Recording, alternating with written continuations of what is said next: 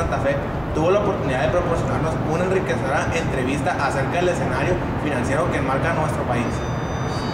Además, realiza diferentes actividades académicas al fortalecimiento de administración de la carrera que forma financieros, líderes y visionarios en el ramo de su especialidad. Principalmente la ha desarrollado en bancos comerciales y de desarrollo, así como en firmas de consultoría especializadas en áreas de estrategia bancaria, administración de riesgos, administración de deuda y proyectos de inversión en infraestructura. Adicionalmente, ha impartido diversos cursos de capacitación, administración de activos y pasivos, AML, estructuración de proyectos en asociación público-privada. El profesor Juan Carlos es licenciado en Economía por la Universidad Nacional Autónoma de México y cuenta con una maestría en Finanzas por la Escuela Económica de Estocolmo. A continuación, su entrevista. Buenas tardes, estamos aquí con el licenciado Juan Carlos Pérez, director de la carrera de LAF en el campus Santa Fe. Buenas tardes, licenciado. Hola, buenas tardes, don Fernando. Es un gusto para nosotros tenerlo aquí en las instalaciones del campus Sinaloa. Y a continuación le voy a hacer una serie de preguntas muy interesantes para enmarcar el escenario que estamos viviendo actualmente. La crisis europea, la americana y cómo esto se ve reflejado en nuestra nación y aterrizándolo un poco más en nuestro estado. Sí, desde luego. Para empezar, la primera pregunta. ¿Cómo afecta la crisis europea a las empresas mexicanas?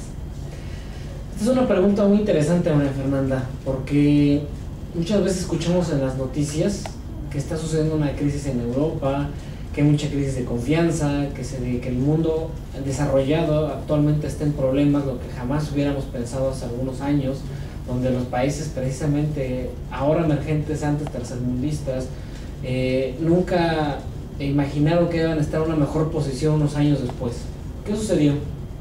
Naturalmente hubo una serie de circunstancias y factores estructurales en las economías que no permitieron que se cambiara el modelo en tiempo para que las propias naciones desarrolladas pudieran avanzar y tuvieran el crecimiento económico sostenible. Sobre todo esta es la palabra y yo creo que había que enmarcarlo, la sostenibilidad del crecimiento económico en esos países. Ahora bien, ¿cómo va a afectar esas crisis que ya están dadas por varias razones a nuestras empresas en México? Desde luego que nosotros tenemos un ciclo económico más correlacionado con Estados Unidos. ¿Qué quiere decir esto?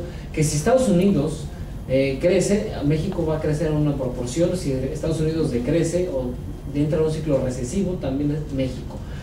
En el caso de Europa, el fenómeno no es tan evidente debido a que nosotros no tenemos mucho intercambio comercial con Europa. Si bien ha sido un poco más creciente en los últimos años, se firmó un tratado de libre comercio con Europa y el intercambio ha aumentado de una manera considerable.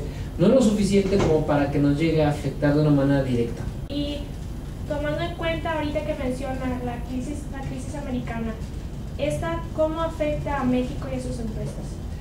Bueno, en esta sí tenemos una incidencia mucho más directa. En el momento, por ejemplo, cuando Estados Unidos entra en un ciclo recesivo en 2009, en 2010, y que ya el año pasado pudo salir de esto a pesar de que sus signos de crecimiento hayan sido moderados, las empresas mexicanas sí tienen intercambios comerciales muy directos con Estados Unidos. Quiere decir que tanto las exportaciones e importaciones tuvieron que moderar su crecimiento, y también la parte de las remesas, que no debemos dejar de lado. ¿Qué quiere decir esto? Que todas las personas o inmigrantes o mexicanos que viven en Estados Unidos y que mandan dinero a sus familiares en México, lo hicieron con un menor dinamismo y por ende también tuvo un impacto en nuestra economía y en nuestro país. Ok, perfecto. Entonces, ¿no se ve un impacto positivo en México por la caída de las demás bolsas? ¿O cómo influye que haya crisis en el mundo y México pueda exportar más, importar más? Ahorita lo que ha sucedido es que las bolsas de valores están viviéndose crisis de nerviosismo y por lo tanto, ¿esto cómo se refleja? En aversión al riesgo. Los inversionistas, los grandes capitales mundiales, cuando ven que las bolsas de valores están perdiendo algunos puntos, que quiere decir que estén perdiendo valor o que estén moviéndose de invertir en el mercado de capitales al mercado de deuda, Esto genera una crisis de desconfianza. En nuestra bolsa, ¿qué es lo que sucede? Tiene un impacto, sí, pero no es tan profundo como lo tienen otros países emergentes. De hecho, es importante hacer notar que México es un país defensivo ante las crisis de aversión al riesgo. ¿Qué quiere decir defensivo? Que no le afecta tanto y que por el contrario ahorita está siendo bien aceptado el mercado mexicano para invertir en parte accionaria. Perfecto, entonces. ¿Y cómo influye estos aspectos en la creación de nuevas empresas, en los financiamientos? Bueno, esto también puede verse reflejado sobre todo en la parte de los bancos que tienen capital extranjero.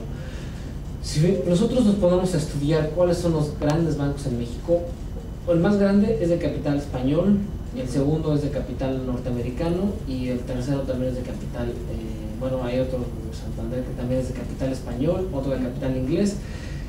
Sobre todo los que traen capital español tienen un apetito de riesgo un poco menor. ¿Qué quiere decir esto? Que no van a estar invirtiendo en proyectos productivos que sean prioritarios para el país, sino que tengan mayor rentabilidad para la casa matriz sin incurrir mucho riesgo. Entonces le van a estar inyectando recursos, sobre todo al crédito comercial, pero a la parte productiva se van a andar con mucha cautela, todos los que son los financiamientos. Entonces, aterrizando más los conceptos a nuestra localidad, ¿qué sería recomendable hoy en día para Sinaloa, en el área empresarial? Yo creo que Sinaloa es un estado que tiene muchas oportunidades para echar a andar muchas empresas o para profundizar las ya existentes. Sinaloa es un estado agricultor predominantemente. Esto quiere decir que si Sinaloa se especializa, por ejemplo, en hortalizas y en la agricultura intensiva, por ejemplo, los cultivos hidropónicos, a la exportación de todo lo que tenga que ver con el sector primario de alta calidad, hay muchos países que están requiriendo alimentos en el mundo. De hecho, hace un año, hace 2 años, hubo un encarecimiento en los precios de las materias primas, pero estamos viendo que en el estado de Sinaloa una gran parte de su producción se perdió el año pasado precisamente por la helada que hubo. Ahora, ¿esto cómo se puede prevenir? Hay también negocios alternos para que puedan surgir nuevas oportunidades en fortalecer las cosechas. Actualmente, por ejemplo, nuestro país importa muchas legumbres de tipo gourmet, ¿no? Entonces yo creo que nosotros podemos aprovechar el estado de Sinaloa para poder echar a andar este tipo de cosechas, sobre todo en cultivos controlados. Esto tiene mucho impacto, sobre todo si nos ponemos a estudiar el caso de Israel, que es un país que no tiene recursos, que no tiene tierra y que es un país que tiene la más alta calidad en productos agrícolas y en agrotecnia. Perfecto. Ahora, también viene un desarrollo muy importante en la industria turística, en la parte de Teacapán. En Sinaloa va a haber un centro integralmente planeado, como lo que fue Acapulco en su tiempo, como lo que fue Cancún, Puerto Vallarta. Ahora se trata de... adicionalmente, yo creo que habrá oportunidades en la parte de la ganadería, que también tiene mucho que ver en el estado de Sinaloa, y sobre todo en la parte del cuidado intensivo de los animales y en el mejoramiento de la dispensa. Perfecto, entonces fue un placer tenerlo aquí como líder académico, uno de los más interesantes. Muchas gracias por la oportunidad de entrevistarlo y bienvenido al campus cuando quieras. Gracias, María Fernanda. A sus órdenes.